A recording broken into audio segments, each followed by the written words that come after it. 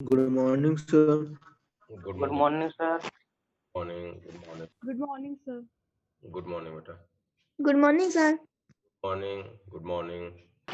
SP3D regular geometry हो गई हम लोग की।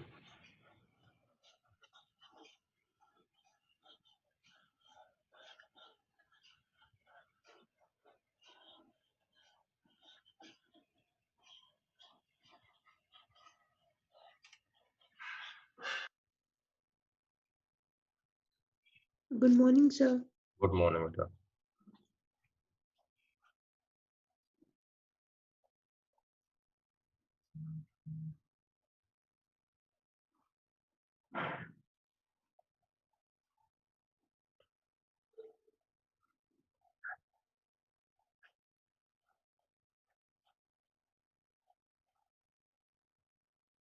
Good morning, sir. Good morning बेटा। चलिए हम लोग अगली ज्योमेट्री पे आते हैं और वो है Good morning, sir. SP3D with one lone pair. With one lone pair.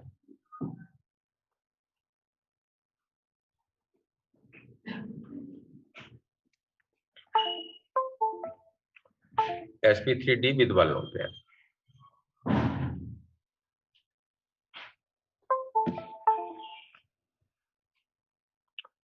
इसका एग्जांपल ले रहे हैं। Example SF4। चलो बताओ SF4 में कितने सिग्मा बॉन्ड? 4। लोन पेयर निकालो।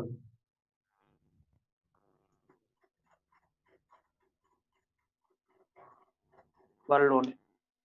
One lone pair. 1, 2. 4 1 5 हाइब्रिडाइजेशन हो गया SP3D वन लोन पेयर। ये तो है। आप बताओ ये जो लोन पेयर है कहाँ जाएगा? इक्वेटर पे या एक्सिस पे?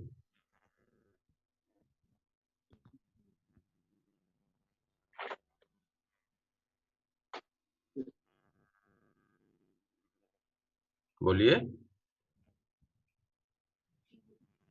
लोन पेयर कहाँ जाएगा? इक्वेटर पे या एक्सिस पे?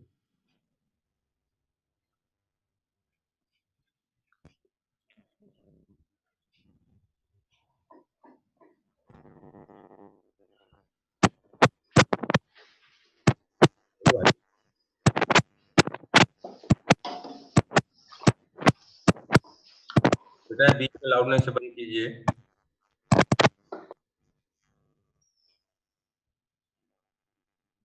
ये लोन पेयर कहाँ जाएगा भाई?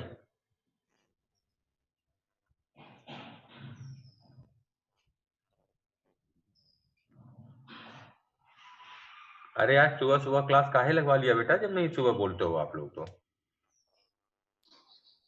फिर एक्सेस पे। इसका मतलब कल का लेक्चर एक भी बंदे ने एक लाइन रिवाइज नहीं किया है। और मैंने पहले ही दिन से बोला है कि बेटा बहुत ही इंपॉर्टेंट चैप्टर है, अगर आप ध्यान देते चलेंगे तो आपके नीट के 4 से 5 क्वेश्चन इस चैप्टर से आपके निकल जाएंगे। लेकिन आप बिल्कुल अगर नहीं रिवाइज, कल जरा देखो जहां SP3D हाइब्रिडाइजेशन में डाला वहां जो पहली लाइन बोली है क्या बोली, पढ़ो। SP3D की जब मैंने शुरुआत की है तो जो पहली लाइन लिखवाई उसे पढ़ो।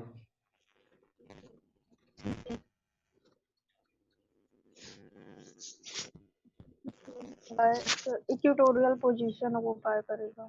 तो बेटा जब मेरे पढ़ाने का क्या फायदा होगा अगर अब आप नहीं रिवाइज करोगे बेटा, तो मैं कितना भी अच्छा पढ़ा दूंगा कोई फायदा नहीं होगा। जितना आप इंटर करने के बाद जानते थे उतना मेरे पढ़ाने के बाद भी आप जानेंगे अगर चीजें रिवाइज नहीं करेंगे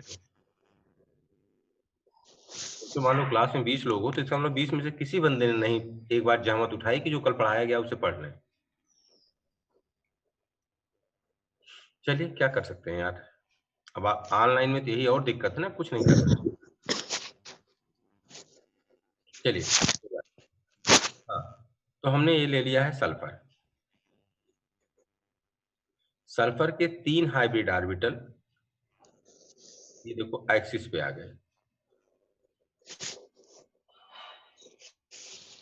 और 2 हाइब्रिड ऑर्बिटल 3 इक्वेटर पे आ गए और 2 हाइब्रिड ऑर्बिटल एक्सिस पे आ गए। क्योंकि इसमें एक लोन पेयर है और लोन पेयर कहाँ जाना है? इक्वेटर पे जाना है। इसका मतलब ये लोन पेयर कहाँ आ गया? यहाँ आ गया।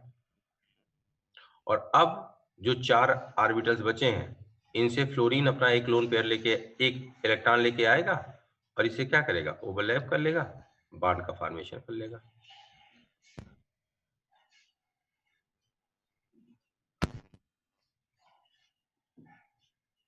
अब अगर इसका लाइन डायग्राम हम दिखाएं तो सल्फर बीच में है। देखो पहले रेगुलर ज्योमेट्री बनाएंगे और फिर उसको बाद में बिगाड़ेंगे तो चीजों को समझना आसान रहेगा। तो पहले चलो इसकी रेगुलर ज्योमेट्री sp3d की बना दें। sp3d की रेगुलर ज्योमेट्री होती है ट्राइगोनल बाई पिरामिडल। sp3d की रेगुलर ज्योमेट्री होती है ट्राइगोनल बाई पिरामिडल। लेकिन अब हम लोग देख चुके हैं कि एक लोन पेयर आएगा, वो कहाँ जाएगा? इक्वेटर पे। तो इक्वेटर वाला एक बांड हटाओ पहले, और अगर इक्वेटर का ये बांड हटा दिया तो यहाँ क्या है? Lone pair. तो अब इधर कौन जुड़ गया है? फ्लोरीन। इधर कौन जुड़ गया है? फ्लोरीन। इधर कौन जुड़ गया है? फ्लोरीन। इधर कौन जुड़ गया है? फ्लोरीन। इस ज्योमेट्री को नाम देते हैं सीसा शेप्ड। बेटा जी जब कभी आप किसी पार्क वगैरह में गए होंगे टहलने वहलने, तो जरा देखिए पार्कों में एक छोटा सा से झूला होता है। एक बच्चा इधर बैठा हुआ है पैर लटका के, एक बच्चा इधर बैठा हुआ है पैर लटका के, और दोनों ही झूले में झूल रहे होते हैं। ये झूले का बेस है ना। इस शेप को, ये जो शेप है इसे बोलते हैं हम लोग सीसा शेप्ड। ठीक, तो ये स्ट्रक्चर आपको यहाँ क्या मिल गया? सीसा शेप्ड। अब देखो मैं आपसे पूछ नहीं रहा हूं क्योंकि आपने प्रूफ कर दिया कि कल का लेक्चर आपने पढ़ा नहीं है। नहीं तो इसमें मैं कई क्वेश्चन अभी आपसे पूछ सकता था प्रैक्टिस के लिए, लेकिन कोई फायदा नहीं होगा। मैं पूछूंगा, आप बताओगे, फिर मुझे लगेगा पढ़ा पूछने बताने क्या मतलब है। तो चलिए ये स्ट्रक्चर आपका हो गया सीसा shaped with one lone pair. इसको बना लीजिए।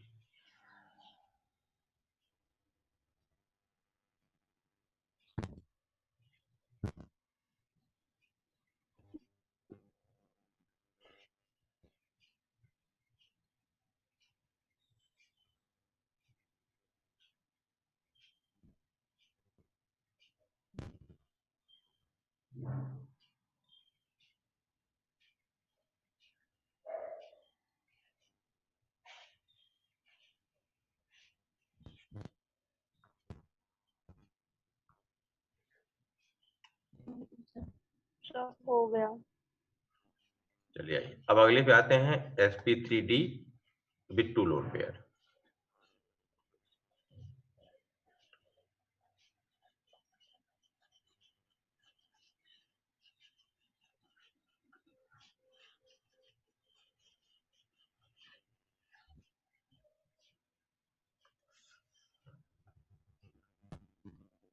sp3d two lone pair, sp3d two lone pair.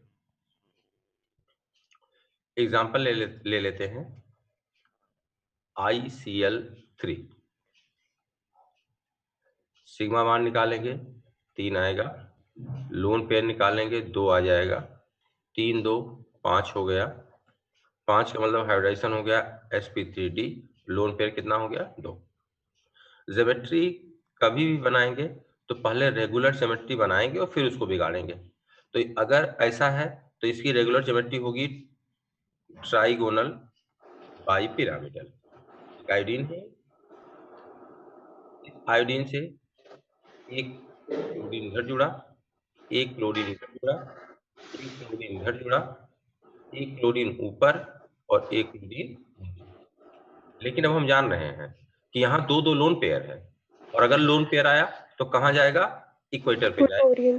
तो पहले उस लोन पेयर को यहाँ इक्वेटर पे रख देते हैं।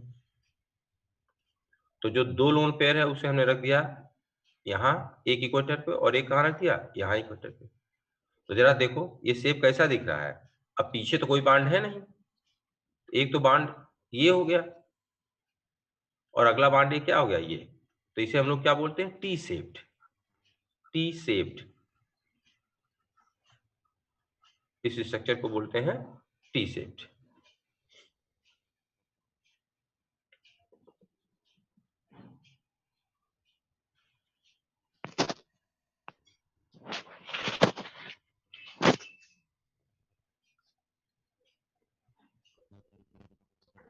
अगले में देखेंगे sp3d विथ 3 लोन पेयर। ये दूसरी कंडीशन थी डिस्टॉर्टेड ज्योमेट्री की और ये तीसरी कंडीशन है डिस्टॉर्टेड ज्योमेट्री की। sp3d with 3 lone pair. Example है बेटा इसका XeF2। अगर XeF2 को देखेंगे तो सिग्मा बांड हमारे पास 2 हैं, लोन पेयर निकालोगे 3 आ जाएंगे, 3 2 5 हाइब्रिडाइजेशन हो गया sp3d और विथ 3 लोन पेयर। हमेशा जब डिस्टॉर्टेड ज्योमेट्री बनानी है तो पहले रेगुलर ज्योमेट्री बना के उससे बिगाड़ो। तो अगर इसकी हम रेगुलर ज्योमेट्री बनाते तो चूंकि हाइब्रिडाइजेशन sp3d है तो रेगुलर ज्योमेट्री इसकी क्या हो जाती, ट्राइगोनल बाई पिरामिडल। ट्राइगोनल और 2 पिरामिड मतलब ऊपर और नीचे की एक्सिस। लेकिन बेटा जी अगर लोन पेयर आया इस ज्योमेट्री के केस में तो लोन पेयर जाता है इक्वेटर पे। तो अगर लोन पेयर इक्वेटर पे जाता है तो इक्वेटर वाले तीनों बांड हटाओ, यहाँ लोन पेयर लगाना है। और अब अगर इन तीनों बांड को हटा के हम लोन पेयर लगा दें, देखो एक लोन पेयर इधर आ गया, एक लोन पेयर दूसरे वाले बांड पे आ गया, एक लोन पेयर तीसरे वाले बांड पे आ गया। अब ऊपर क्या जुड़ गया है, फ्लोरीन, और नीचे क्या जुड़ गया, फ्लोरीन। जरा बताओ, देखो स्ट्रक्चर कैसा दिख रहा है, ये लीनियर। Linear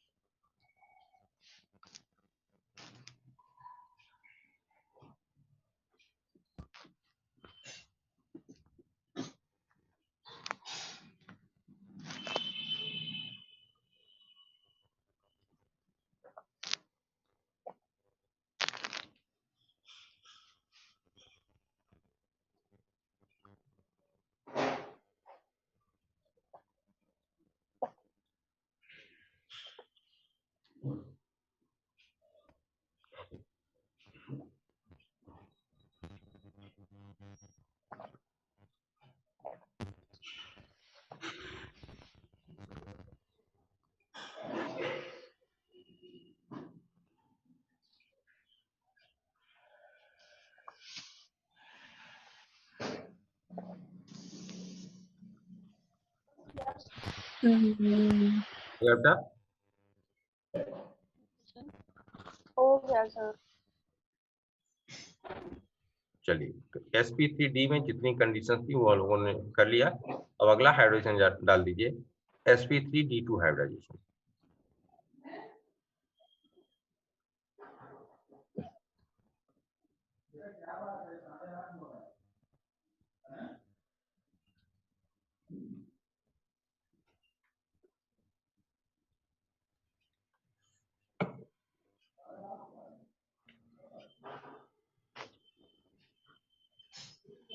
sp3d2 hybridisation. इसमें पहले एक लाइन लिखना है, एक लाइन लिख लो फिर आगे बढ़े हम लोग।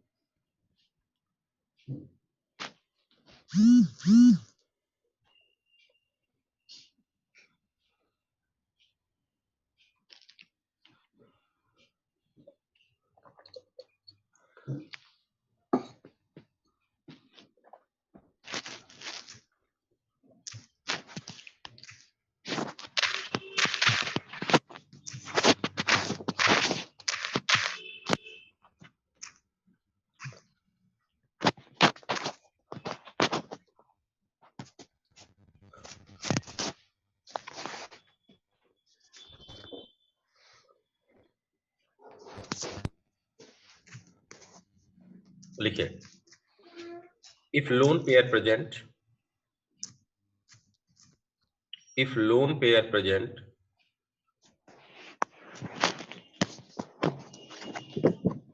if lone pair present, then it will occupy axial position. अगर लोन पेयर होगा तो ये एक्सियल पोजीशन पे जाएगा. If lone pair present then it will occupy axial position.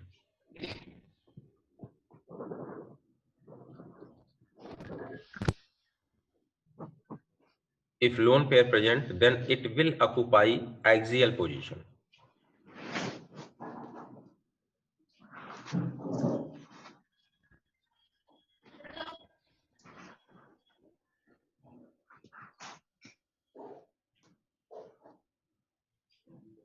If lone pair present, then it will occupy axial position. चलिए पहला, अरे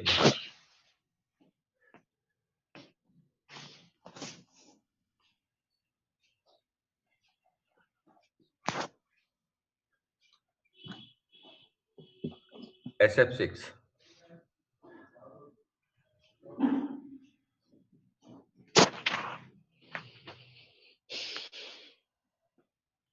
sigma मान ये है, लोन पेयर 0 है, बेस्ट 6 हो गया, आइडियलाइजेशन sp3d2 हो गया.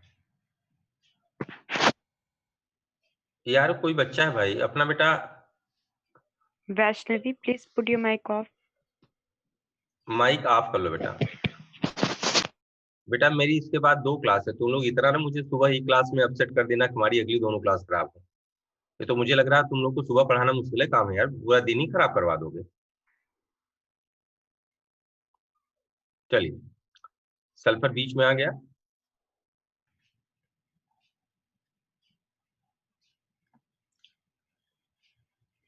ये देखिए, एक फ्लोरीन इधर, एक फ्लोरीन इधर, एक फ्लोरीन इधर और एक फ्लोरीन इधर. बताओ बेस कैसा बना?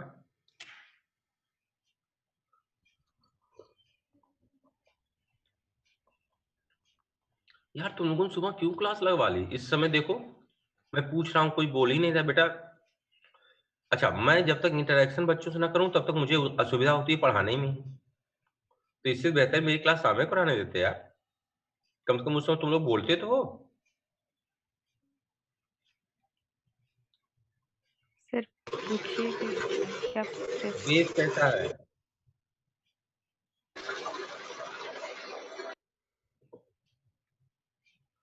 अब नहीं बोलोगे, जानते हो कोर्स जल्दी खत्म होगा, फिर हम लोग को कुछ करना तो लिखते जाएंगे, लिखते जाएंगे, लिखते जाएंगे. लेकिन दिक्कत तब होगी ना कि आपको समझ में आया नहीं आया. ये तो मुझे लग रहा है आपकी क्लास में मैं पहली बार सुबह पढ़ा रहा हूँ और पहले दिन इतना गंदा अनुभव दे रहे हो आप.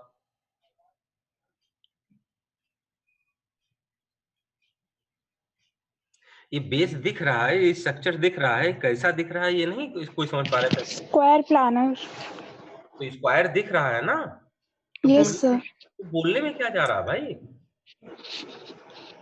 सर श्योर नहीं, मतलब अरे तो हमने कब कहा था सही बोलो यार? हम तो यही बोल रहे हैं ना कि आप बोलो, गलत बोलो ना सही.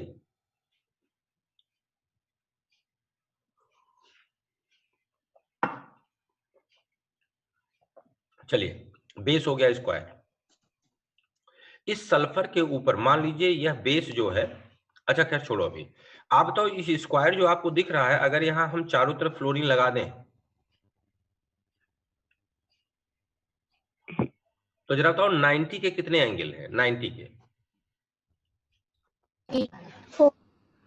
बोलो. 90 के कितने एंगल हैं? तो मैं 4.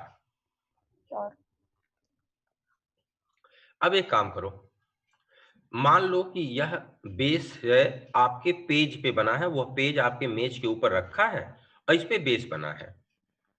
अब इसी सल्फर के ऊपर अपनी एक वर्टिकल पेन रखो, सल्फर के ऊपर एक पेन अपनी रख दो वर्टिकल, सल्फर के ऊपर एक पेन रखो. अब जरा बताओ ये जो अगर अच्छा चलो इसको हम नंबर दे दें, fluorine number 1, fluorine number 2, fluorine number 3, fluorine number 4, fluorine number 5।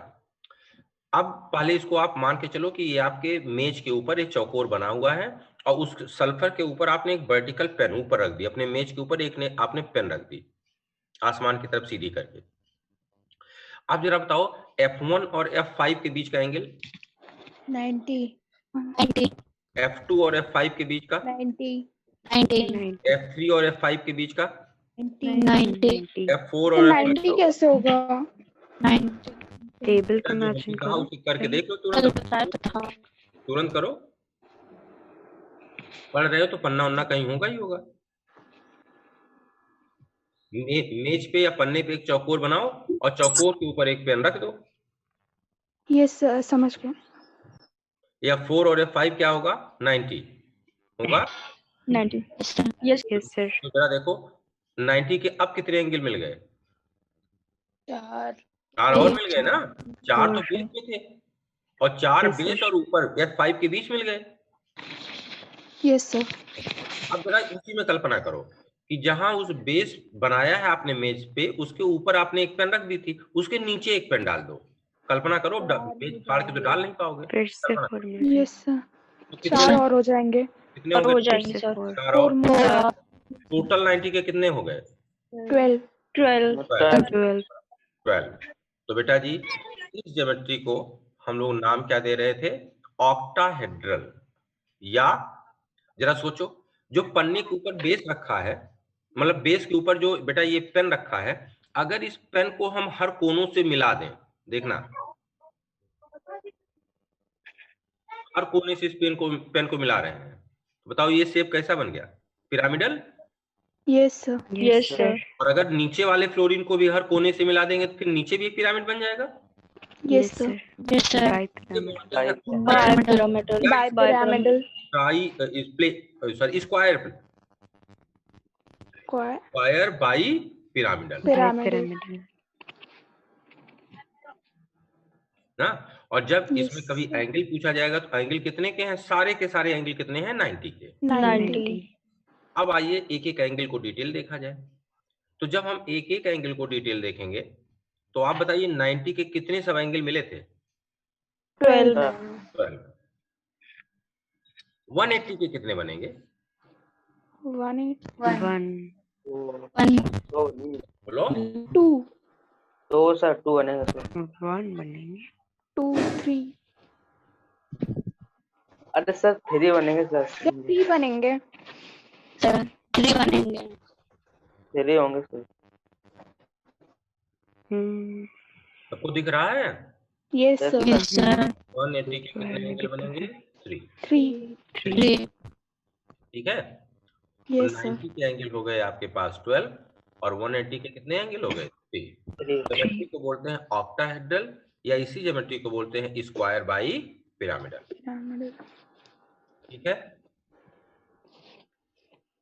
Sir, octahedral square bipyramidal same है? ऑक्टाहेड्रल जो बोलते हैं उसका भी रीजन है। क्या रीजन है? देखो, हाँ जरा पहले इसको देखो, F3, F2 और F5 को देखो। देखो एक ट्रायंगल दिख रहा है पूरा, F3, F2, F3, F5। Yes sir. इस ट्रायंगल को एक कलर से पहले चलो रंग दिया जाए। तो बताओ एक प्लेन बन गया या नहीं? एक सरफेस बन गई या नहीं? एक तल बना या नहीं बना? Yes sir. Yes sir. F1, F2, F5 को रंगो, एक तल और बना। Yes sir. अब F1, F4, F5 को रंगो। F1। Yes sir. और अब F3, F4, F5 को रंगो। Yes sir. Yes sir. जरा बताओ अगर पिरामिड है तो इस पिरामिड में कितने तल दिख रहे हैं आपको? सब कल नहीं, तल। 8 नहीं, पहले ऊपर की बात करो। इस पिरामिड में कितने तल दिख रहे हैं? 4। ओके। और ऐसे जो नीचे पिरामिड बनेगा उसमें कितने तल होंगे? 4 कितने? 8 बेटा जी 8। आपने बोला आक्टा, आक्टा का मतलब होता है 8, हेड्रान का मतलब होता है तल। हिंदी में इसी ज्योमेट्री को नाम देते हैं अष्टफलकीय। अष्ट अष्ट फलकीय फलकीय। अष्ट का मतलब होता है 8 और फलक का मतलब होता है तल, तो इसे अष्टफलकीय बोलते हैं। मतलब एक ऐसी ज्योमेट्री जिसमें 8 तल होते हैं, 4 तल ऊपर और 4 तल नीचे। तो इसी अष्टफलकीय को हिंदी में बोलते हैं ऑक्टाहेड्रल या स्क्वायर बाई पिरामिडल। सर तल क्या है? आपकी मेज है? Yes sir. मेज के हर कोनों को जब आपस में जोड़ के कलर कर दो तो जो बना उसे क्या बोलोगे? प्लेन। एक प्लेन है, यस सर। यस तो सर। तल का मतलब होता है plane. Okay sir. Sir plane होता है। प्लेन। तो प्लेन बेस प्लेन मतलब ना? मतलब हाँ वो जो बेस क्यूब ना। में फेस होते हैं, बेस फेस। बेस।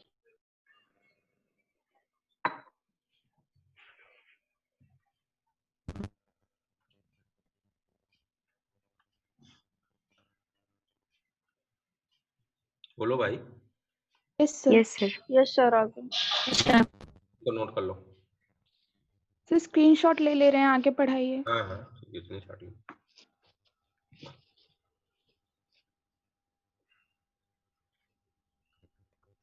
हो गया।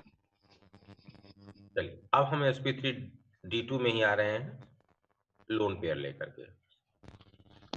दो कंडीशन है, दोनों को डिस्कस कर लेते हैं।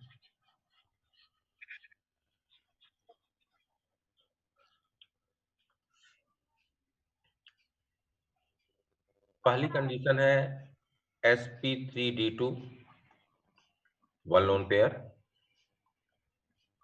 और दूसरी कंडीशन है sp3d2 टू लोन पेयर, और ये थी one lone pair. sp3d2 one lone pair, sp3d2 two lone pair.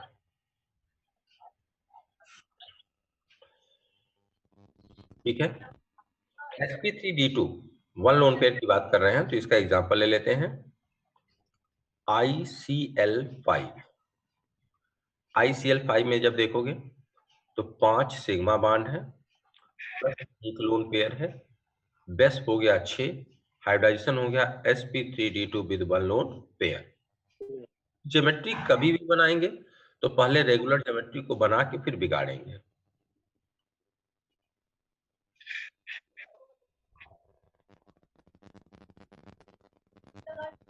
ये हो गया आयोडीन, एक बांड इधर है, एक बांड इधर है, एक बांड इधर है, एक बांड ऊपर और एक बांड नीचे। अब जरा पढ़ो, इसमें क्या बताया है इन्होंने कि अगर कभी लोन पेयर आया तो कहाँ जाएगा? एक्सियल पे। पोजीशन पर। एक्सेल पेयर पे जाएगा, तो इसको मिटा दो क्योंकि अब तो यहाँ हमें लोन पेयर रखना है। तो अब अगर लोन पेयर आ गया तो लोन पेयर यहाँ चला गया। Yes sir. तो जरा बताओ, इधर हमने क्या लगा दिया है? क्लोरीन। इधर क्या लगा दिया है? क्लोरीन। इधर क्या लगा दिया है? क्लोरीन। इधर क्या लगा दिया है? क्लोरीन। इधर क्या लगा दिया है? क्लोरीन। तो ऊपर अगर बांड हट गया तो इसका मतलब पिरामिड तो कट गया यहाँ वाला। अब जरा बताओ क्या बचा है? बेस बचा है स्क्वायर और नीचे वाला पिरामिड बचा है। तो ज्योमेट्री क्या हो? Square pyramidal. Square pyramidal. Pyramidal. Square pyramidal. Square pyramidal geometry हो गई स्क्वायर पिरामिडल।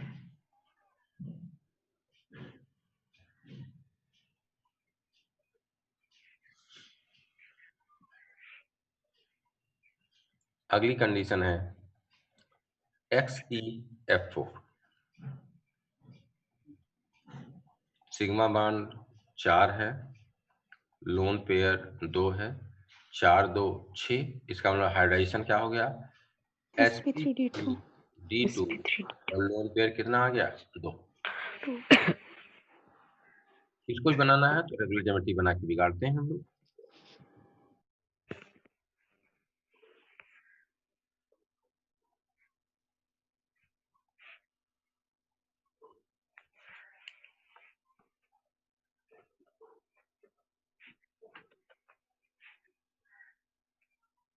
एक लोन पेयर ऊपर, एक लोन पेयर नीचे। अब देखो दोनों पिरामिड ऊपर नीचे वाले पिरामिड कट गए, तो आप जरा बताओ ज्योमेट्री कैसी दिख रही है? Square. Square planar, plane planar. Yes, planar sir. वाला पिरामिड कट गया तो एक प्लेन में आ गया ये स्क्वायर प्लेनर। Planar. और अब देखा जाए तो 90 के सिर्फ 4 एंगल बचे। 4 एंगल। Yes, sir.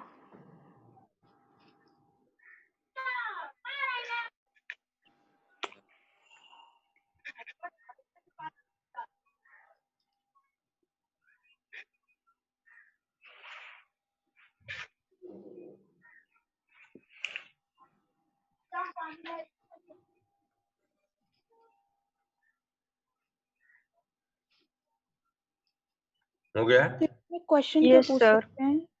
हाँ बेटा, तो इसमें क्वेश्चन क्या पूछ सकते हैं? इसके पहले जो हाइब्रिडेशन हमने आपको बताया था, जितने क्वेश्चन पूछ सकते हैं वहां से पूरा हो जाएगा। यहाँ से सिर्फ एक क्वेश्चन पूछ सकते हैं, जिसके लिए ज्योमेट्री समझा रहे हैं, वो पूछ सकते हैं बॉन्ड एंगल। वो पूछ सकते हैं बताइए XCF4 में कितने बॉन्ड एंगल 90 के होंगे, कितने बॉन्ड एंगल 180 के होंगे। Okay sir. ज्योमेट्री कैसी होगी ये सब निकालना ट्रिक में ही बता चुके हैं। स्ट्रक्चर सिर्फ इसलिए समझाया जाता है कि बच्चे को आइडिया लग जाए आखिर स्क्वायर पिरामिडल होता क्या है, स्क्वायर प्लेनर होता क्या, ऑक्टाहेड्रल बनता कैसे है, समझने के लिए। Okay sir. चलिए अब इसके बाद बेटा ये आपका हाइब्रिडाइजेशन समाप्त है। अब अगली हेडिंग आप डालेंगे application of hybridization. Application of hybridization. Application of hybridisation.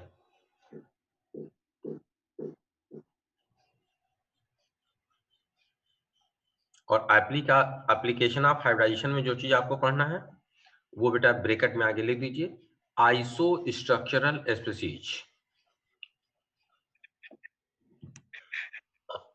Iso structural species. Iso structural species.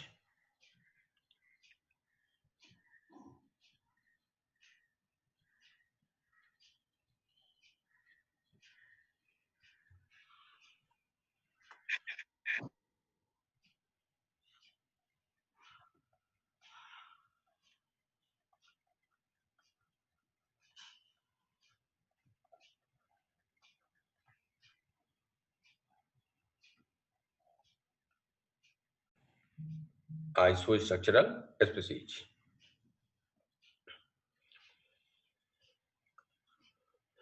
अब इसको पढ़ने इसका मतलब क्या हो, देखो नाम से पता चल रहा है आइसो स्ट्रक्चरल मतलब जिनका स्ट्रक्चर समान हो। सेम। तो इसका मतलब जब ये क्वेश्चन आएगा तो हर बार हम स्ट्रक्चर निकालेंगे नहीं, तब तो फिर बहुत टाइम लग जाएगा ना, हमें टाइम बचाना है। तो हम क्या करें कि हम बिना स्ट्रक्चर निकाले, बिना हाइब्रिडाइजेशन निकाले बता दें कि आइसो स्ट्रक्चरल होगा या नहीं होगा। तो उसके लिए ट्रिक फॉलो करते हैं, तो मैं ट्रिक सामने लिख रहा हूँ। For being iso structural, for being iso structural,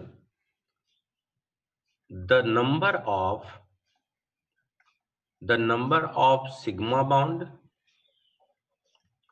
and number of lone pair must be identical, must be identical। अगर आइसो स्ट्रक्चरल आपको निकालना है तो sigma bond lone pair identical होना चाहिए। जैसे एग्जांपल मैं समझाता हूं, इसको लिख लीजिए फिर एग्जांपल समझिए आप। मुझे दिया गया है SiCl4, मुझे दिया गया है NH3, अगला मुझे दे दिया गया है NH4 प्लस ना, अगला हमें दे दिया गया है H3O प्लस, राइट, अगला हमें दे दिया गया है CO2, हाँ एक मिनट, CO2 नहीं, अच्छा पहले आओ इतनों को सॉल्व कर ले। अब हमसे पूछा गया कि भैया ये जो आपको दिए गए हैं आप बताओ इसमें कौन कौन आइसो स्ट्रक्चरल है। तो हमारे पास एक विकल्प तो ये है कि हम सबका हाइब्रिडाइजेशन निकालें और सबका स्ट्रक्चर निकालें। सबका हाइब्रिडाइजेशन स्ट्रक्चर जब हमें पता चल जाएगा तो हमें ये पता चल जाएगा कि किसका किसका स्ट्रक्चर समान है। एक तो अपने पास विकल्प ये है। दूसरा विकल्प है कि हम हाइब्रिडाइजेशन और स्ट्रक्चर तक जाएंगे ही नहीं, क्योंकि जो भी कैलकुलेट करेंगे कम ज्यादा समय तो लगेगा ही लगेगा। तो दूसरे ऑप्शन में हम लोगों ने क्या बोला, हम सिर्फ ये निकाल लेंगे किसमें सिग्मा मान और किसमें सिग्मा मान लोन पेयर समान है। तो इसके लिए क्या करेंगे, सिग्मा मान लोन पेयर को निकालना रहेगा और वो तेजी से निकल जाएगा। देखो सिग्मा मान कितने हैं, 4, सिग्मा मान कितने हैं, 3, सिग्मा मान कितने हैं, 4, सिग्मा मान कितने हैं, 1 2 लोन पेयर कितना है, 0, लोन पेयर कितना है, 1, लोन पेयर कितना है, 0, लोन पेयर कितना है, 1, खत्म, आंसर आ गया। अब आप बताओ, अगर यहाँ पहले वाले केस में अगर सिग्मा मान 4 है, लोन पेयर 0 है, तो ये कैसा होगा, टेट्राहेड्रल हम जानते हैं, यस सर sp3 हो जाएगा, टेट्राहेड्रल हो जाएगा। Yes sir. यहाँ देखो अगर Yes, सिग्मा sir. मान 4 है, लोन पेयर 0 है, तो हमें निकालने की कोई मतलब नहीं है। sp3 में 0 लोन पेयर हो, कैसा होता है, टेट्राहेड्रल। Yes, sir. अगर सिग्मा मान 3 है, लोन पेयर 1 है, तो अब निकाल के देखो कैसा होता है, पिरामिडल। अगर सिग्मा मान 3 है, लोन पेयर 1 है, तो हाइब्रिडेशन क्या हो जाएगा, sp3, और sp3 में अगर एक लोन पेयर आए तो कैसे होते हैं, पिरामिडल। तो हमें अलग अलग से स्ट्रक्चर निकालने की जरूरत नहीं है, जिनमें सिग्मा मान लोन पेयर अलग अलग समान हो जाएगा, वो सारे के सारे क्या हो जाएंगे, आइसो स्ट्रक्चरल। इस ट्रिक का सिर्फ 2 एक्सेप्शन है, बस उसे हमें दिमाग में रखना होता है। तो देखो एक्सेप्शन क्या क्या है, मतलब 2 बार ऐसा होगा कि जब सिग्मा मान तो समान होगा लेकिन लोन पेयर समान नहीं होगा, और फिर भी स्पीसीज आइसो स्ट्रक्चरल हो जाती है ना, लोन पेयर समान नहीं है फिर भी आइसो स्ट्रक्चरल हो जाती है। आइए देखें, आप बताइए, अगर मैं आपसे बोलूं कि मेरे पास हाइब्रिडाइजेशन sp3 है, 2 लोन पेयर है, तो जरा बताओ स्ट्रक्चर कैसा होगा।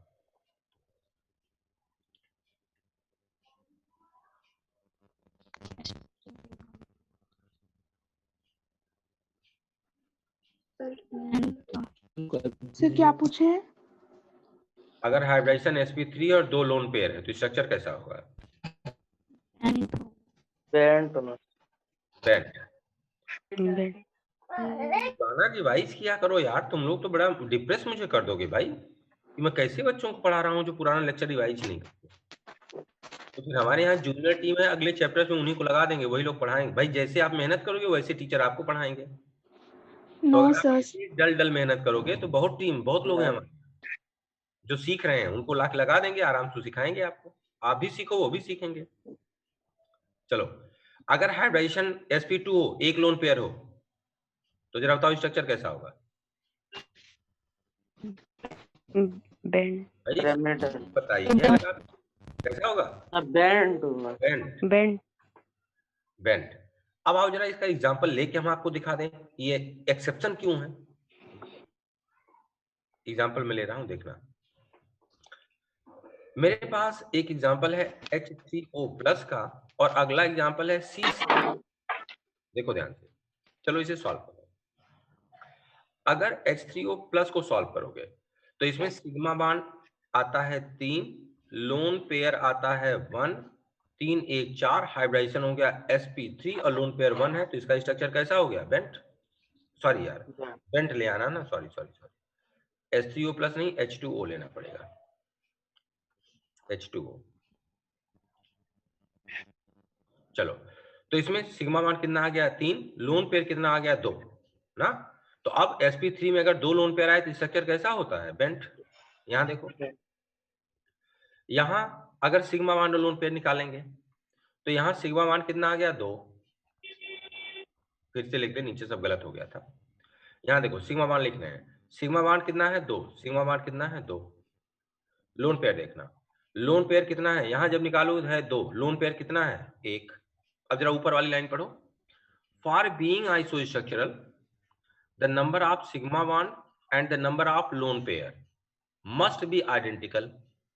ठीक, जरा यहाँ बताओ, सिग्मा बांड तो दोनों में समान है, देखो सिग्मा बांड दोनों में समान है, लेकिन लोन पेयर दोनों में समान नहीं है, इसे आइसोस्ट्रक्चरल नहीं होना चाहिए ना। Yes, sir. लेकिन आप बताओ, अगर यहाँ तो आपने लिखा है ना कि अगर sp3 के साथ 2 लोन पेयर आए और sp2 के साथ 1 लोन पेयर तो बेंट होता है या नहीं होता है, होता है। तो इसलिए क्या बोला, 2 एक्सेप्शन याद रखना है। क्या, पहला एक्सेप्शन याद रखना है कि कहीं sp3 के साथ अगर 2 लोन पेयर आ जाए और sp2 के साथ 1 लोन पेयर आ जाए, तो देखो एक जगह 2 लोन पेयर है, एक जगह 1 लोन पेयर है, इसका मतलब है सिग्मा बांड तो समान है लेकिन लोन पेयर समान नहीं है। तो जो ऊपर आपने लाइन लिखा है इसके अकॉर्डिंग इसे आइसो स्ट्रक्चरल नहीं होना चाहिए, लेकिन ये कैसा होता है? आइसो स्ट्रक्चरल होता है।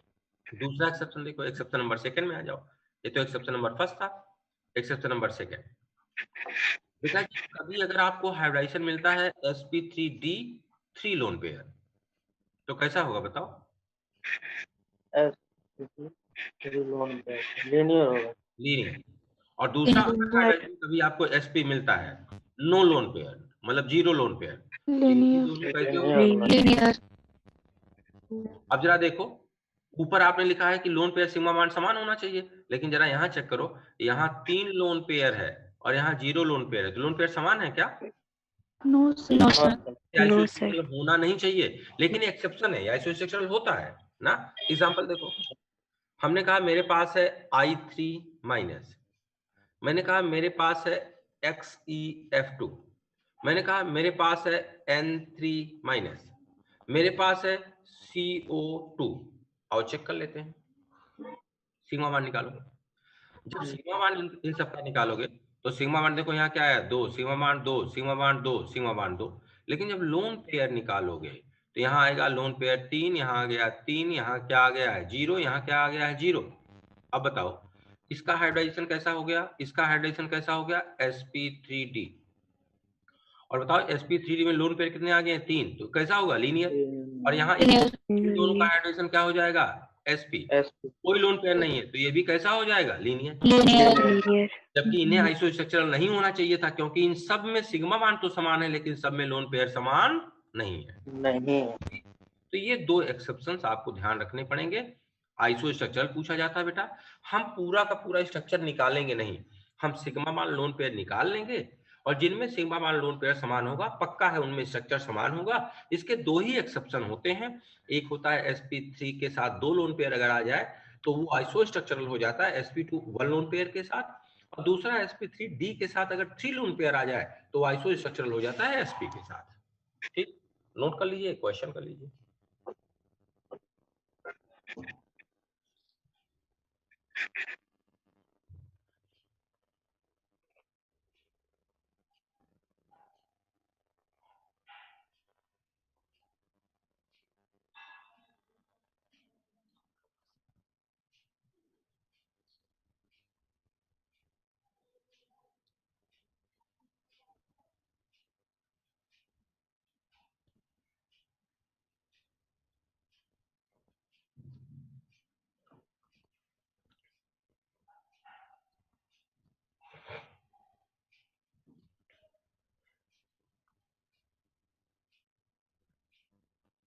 Yes sir, done.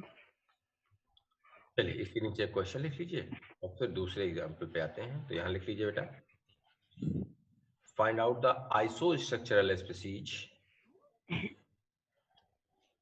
Find out the isostructural species, find out the isostructural species from the given.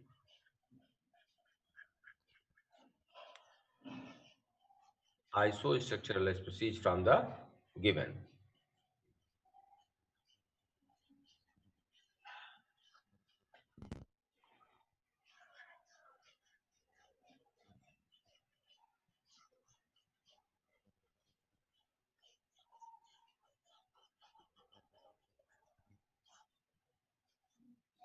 Isostructural species from the given. चलिए नोट कर लीजिए, PCl3, POCl3,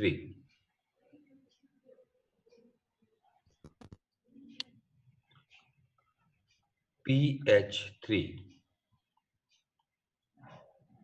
SiCl4, SO4-2।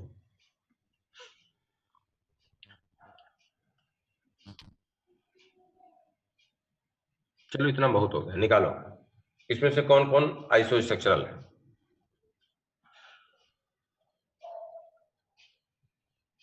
पहले सबका सिग्मा मान लोन पेयर निकाल लो, आइसोस्ट्रक्चरल दिख जाएगा। जो इससे नहीं सेट होगा उसके लिए एक्सेप्शन ध्यान दे देना। तो पहले सबका लोन पेयर तेजी से लिख दो, सबका सिग्मा मान लिख दो, और अब जो इस लोन पेयर सिग्मा मान के अकॉर्डिंग सेट नहीं होगा उसके लिए एक्सेप्शन चेक कर लेना। चलो बोलो, कितनी देर में आंसर आना चाहिए भाई?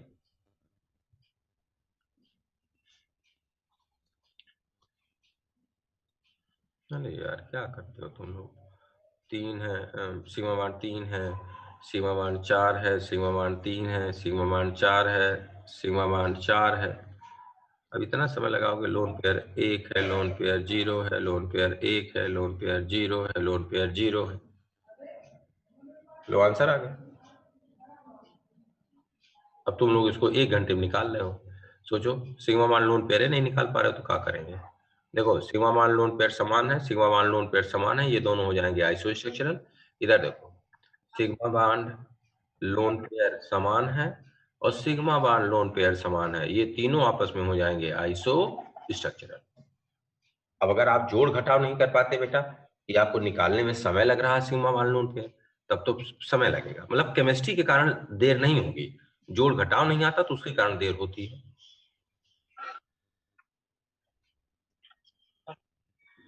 बोलो भैया, हो गया? Yes sir. चलिए, फिर जहां आपने लिखा था एप्लीकेशन ऑफ हाइब्रिडाइजेशन, वहां अब इसी के नीचे अगली हेडिंग डालिए, application of VSEPR theory. Application of VSEPR theory.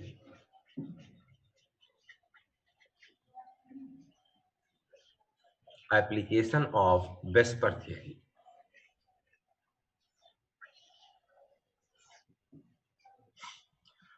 और इस एप्लीकेशन ऑफ बेस्पर थियरी में हम क्या पता करेंगे, आगे ब्रैकेट में डाल देना, बॉन्ड एंगल।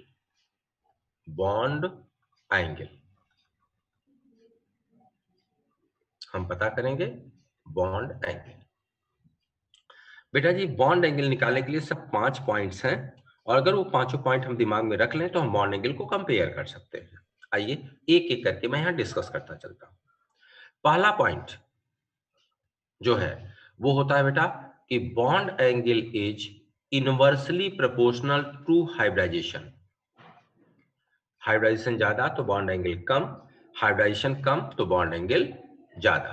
जैसे एग्जांपल, हमने कहा मेरे पास CH4 है, मेरे पास BH3 है, मेरे पास CO2।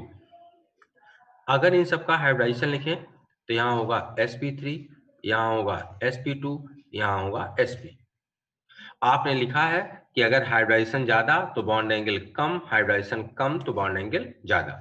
तो देखिए, सबसे कम हाइब्रिडाइजेशन sp का है, उसके ज्यादा BH3 का है, और उससे ज्यादा CH4 का है। एंगल्स हम ऑलरेडी जानते हैं बेटा, आप देख लीजिए, यहाँ एंगल होता है 109, यहाँ एंगल होता है 120, और यहाँ एंगल होता है 180। तो जैसे जैसे हाइब्रिडाइजेशन कम होता जाता है, बॉन्ड एंगल क्या होता है, बढ़ता चला जाता है। तो पहला था bond angle is inversely proportional to hybridization. दूसरे में, if hybridization is same, if hybridization is same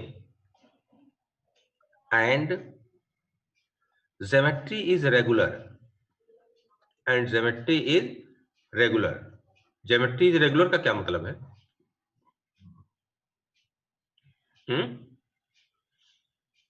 regular normal geometry, मतलब डिस्टॉर्टेड नहीं है। हाँ, नो लोन पेयर ना। कोई लोन पेयर नहीं। तो देखिए, अगर हाइब्रिडाइजेशन सेम है और ज्योमेट्री रेगुलर है तो बॉन्ड एंगल नेवर चेंजेज, कभी भी बदलेगा ही नहीं, सबका सेम होगा। तो बॉन्ड एंगल नेवर चेंजेज, कभी चेंज ही नहीं होगा।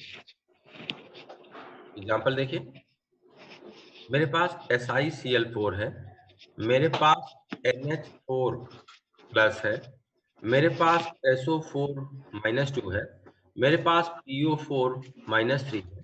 इन सब में अगर हम निकालेंगे तो बेटा जी सबका हाइब्रिडाइजेशन है sp3 sp3 sp3 sp, और सब में लोन पेयर नहीं है, किसी में लोन पेयर नहीं है, तो कोई फर्क नहीं पड़ता। अगर सबका हाइड्रेशन सेम है, लोन पेयर नहीं यानी ज्योमेट्री रेगुलर है, इनका बॉन्ड एंगल आपस में क्या हो जाएगा, सेम।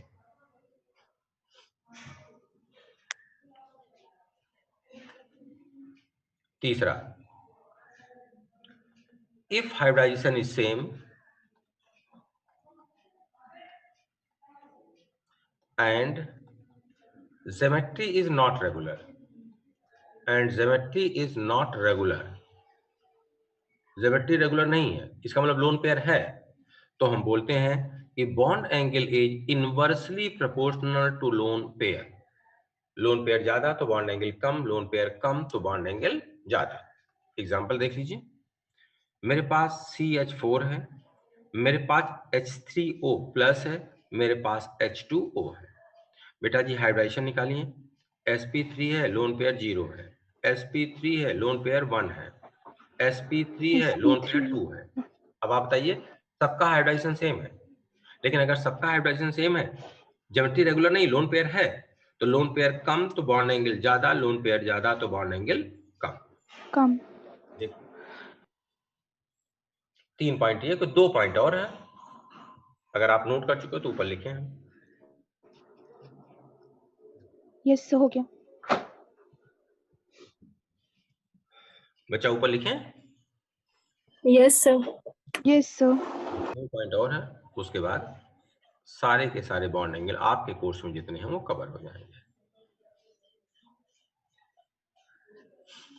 अगले पॉइंट पे आते हैं,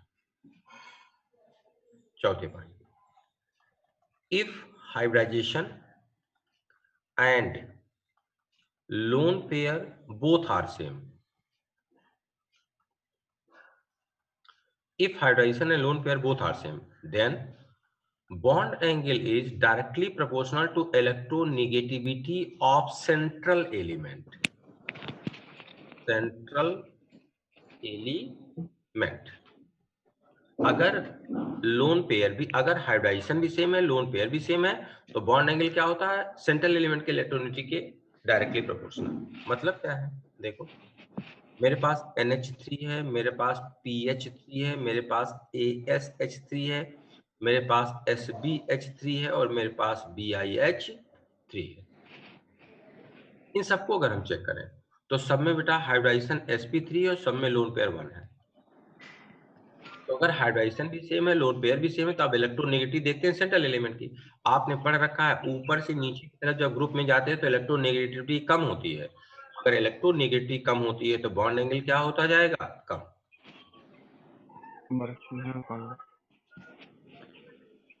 On going from top to bottom in a group, electronegativity decreases.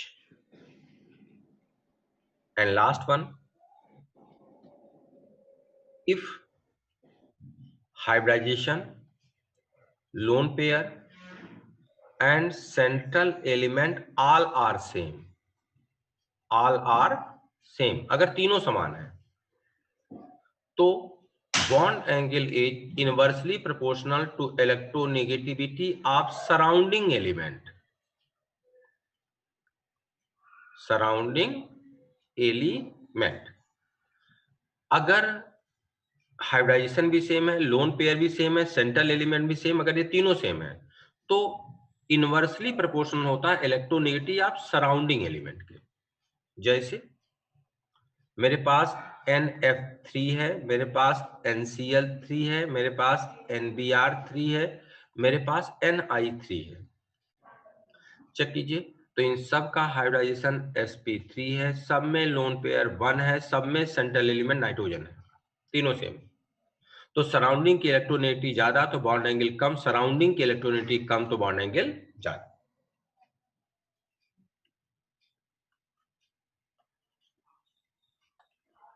और अब नीचे में 5 क्वेश्चन दे रहा हूं, सब लोग करके मुझे मिलना।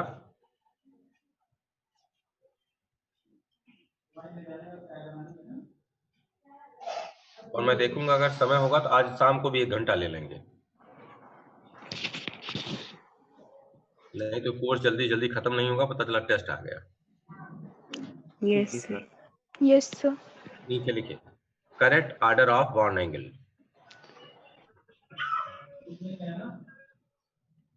क्लास के बाद करके मिलना, और पूरी उम्मीद है कि आज शाम को ही क्लास ले लेंगे। अगर देख लेंगे कुछ व्यस्तता नहीं है तो आज ही ले लेंगे, इसलिए हर हाल में कर लेना। Yes sir. आपके पास NO2 प्लस है, आपके पास NO2 है, आपके पास NO2 माइनस है। इसका बॉन्ड एंगल का ऑर्डर आपको सेट करके रखना है। दूसरा, मेरे पास BF3 है, मेरे पास BCCl3 है, मेरे पास BBr3 है और मेरे पास BI3। तीसरा, मेरे पास H2O है, मेरे पास H2S है, H2 सेलेनियम है, H2 टेल्यूरियम है। ऊपर आ जाओ। चौथा, मेरे पास CCl4 है, मेरे पास SiCl4 है, मेरे पास Cl4 है और मेरे पास SnCl4 है। पांचवा, मेरे पास HF है, मेरे पास HCl है, मेरे पास HBr है और मेरे पास HI है। इन 5 क्वेश्चंस को सॉल्व करके आप शाम को मिलेंगे। शाम का कोई आईडी आपके पास नहीं है, लेकिन मैं देखूंगा, अगर मैं फ्री रहूंगा तो मैं आईडी जनरेट करके आपको व्हाट्सएप करवा दूंगा। Okay sir. तो 5 नोट कर लो, शाम को हर हाल में सॉल्व करके मिलना है। Yes sir. जी सर। हो गया? Yes sir. चलिए ठीक है, आप अपने अगले क्लास को कंटिन्यू कीजिए बेटा। इस क्लास को हम लोग समाप्त करें। ठीक है बेटा, thank you. Thank you sir. Thank you sir.